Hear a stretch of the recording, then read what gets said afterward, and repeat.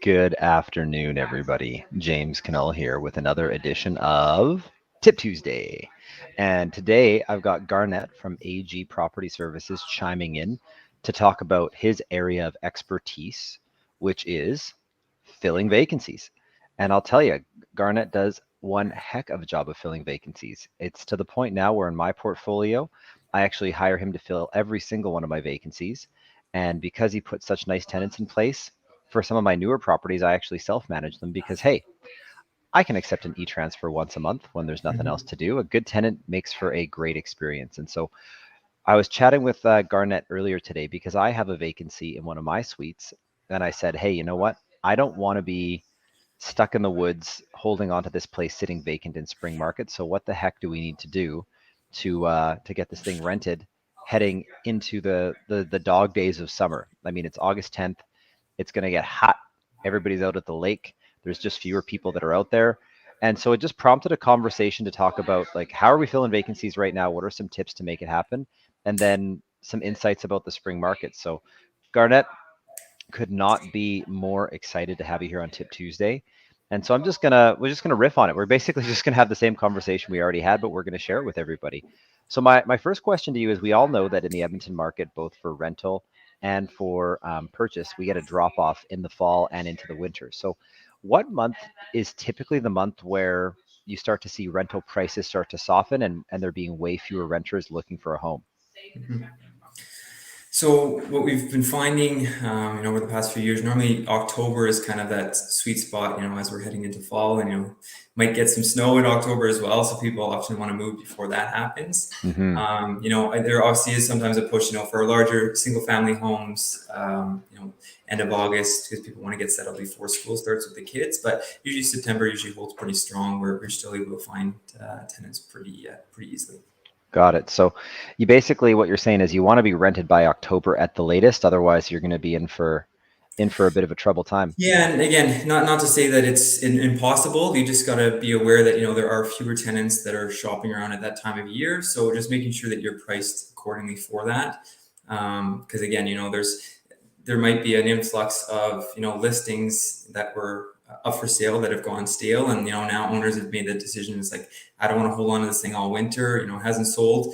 I'm going to list this, right? So we do actually see an influx of rentals actually come onto the market as well, which again, sometimes adds a little bit Yeah. more competition. So again, Supply it and just comes demand. down to making sure that you're aware of what's going on around you in your neighborhood, and the prices for that for sure.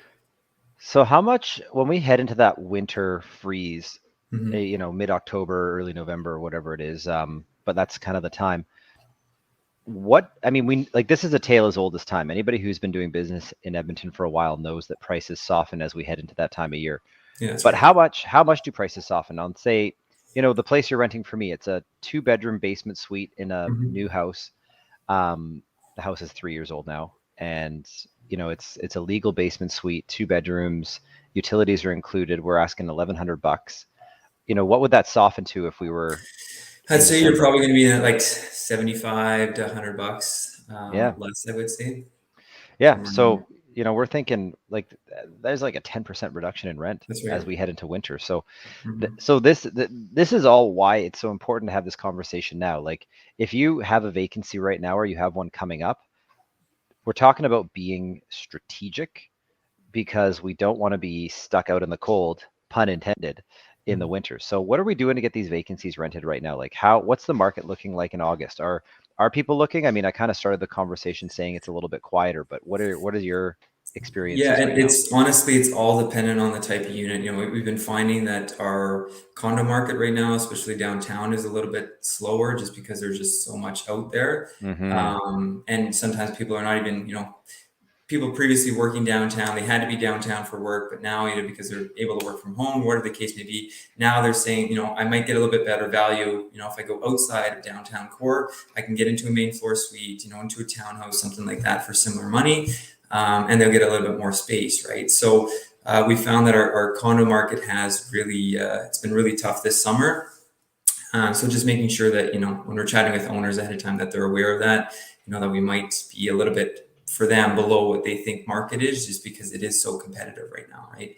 Got it. Whereas other units, our main floor suites, basement suites, we've been pretty steady with being able to rent those out. Again, it just kind of comes down to the offerings of your property, right? When tenants coming through for a main floor suite, if they've got sole access to the garage, maybe sole access to the backyard, that's a bonus. A fence yard, if it's close to schools or work for them, like there's so many factors that play into the value that you're looking to rent your property at for. So the biggest thing is just being aware of your offerings. Even you as a self-managing landlord, if you're doing the showings yourself, just chatting with the tenants, finding out why they're moving. If they had a bad experience with a one-off landlord and now they're moving to another individual landlord, letting them know what your process is in the case where there's maintenance concerns or anything like that. Often tenants they want to know that they're going to be taken care of, right? If they had one bad experience with the landlord because maintenance concerns, he was the one coming in doing the work himself, it was always just a bad patch job, and tenants are constantly being there's an inconvenience of that every month or something like that. Tenants know that you've got appliance techs or plumbers, electricians in place for that. That makes them feel a little bit more at ease that it's worth maybe spending a little bit more money or paying this amount of rent because they're hoping that things are going to be taken care of as you say they are, right?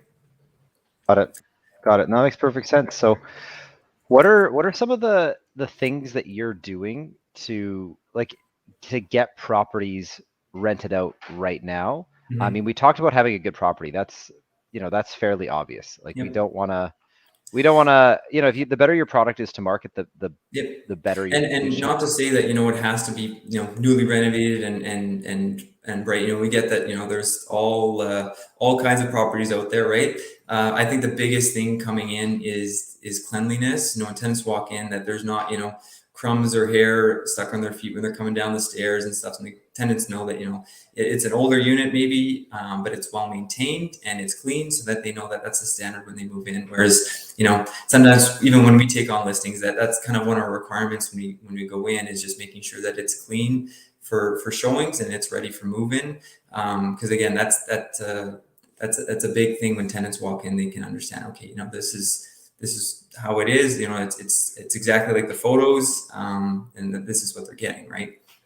And another thing that we found in this market that's really been, it was kind of COVID kind of pushed us into this, but we found that doing time slotted kind of group showings, we've been scheduling within an hour, like every 15 minutes we have a showing lined up, and that just adds a little bit more competition, we find. So if we have a group of 3 or 4 tenants, they know that they're booked in back to back. Even when they're leaving, they see another group, so they're a little bit pressed to make a decision a little bit quicker too, rather than you got some tire kickers that show up and they drag it on and on. They say, oh yeah, I've got other places to look at.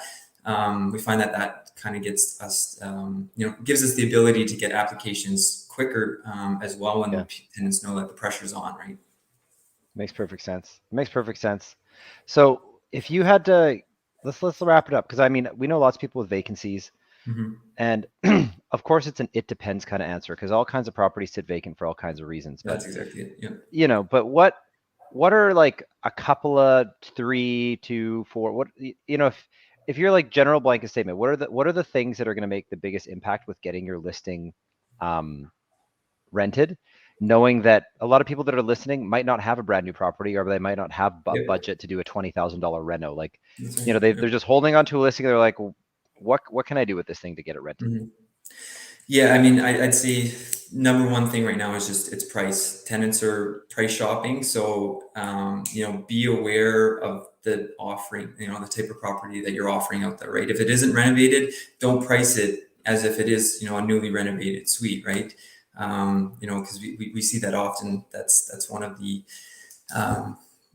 biggest, I guess, issues with some landlords that can't fill their vacancies, is that they're priced at the same amount as a newly renovated or new construction suite, right. And it just doesn't have the same offerings, right? Or if it's $50 less, like tenants are willing to spend an extra $50 to be in a newly renovated suite with quartz countertops, stainless steel appliances, no carpets. Like there's just a list of things, right? So again, it just kind of comes down to knowing your property, knowing what other properties around you are available, and just what the market is for those units, right? Yeah. Now, is it possible to price a property so low that people overlook it because they assume it's crappy if the price is too low, or will people just see a low price with a nice property and be like, oh, that's a great deal, I'm all over it? Yeah, it's I would say, I mean, because we haven't really run into that problem before where we price it too low. Again, with being so well versed in the tenant placement, we've got properties all over the city. We kind of know what the going rate is, based on the areas. Um, but the biggest thing is just making sure that it's priced properly, because I mean, tenants, they're sensitive. Like they know if a price is $200 too high, like you might not even get a showing because of that, right? So Right. for us, we want to make sure that it's priced properly. Obviously, there's value in renovated suites, and you should be getting premium rents for sure.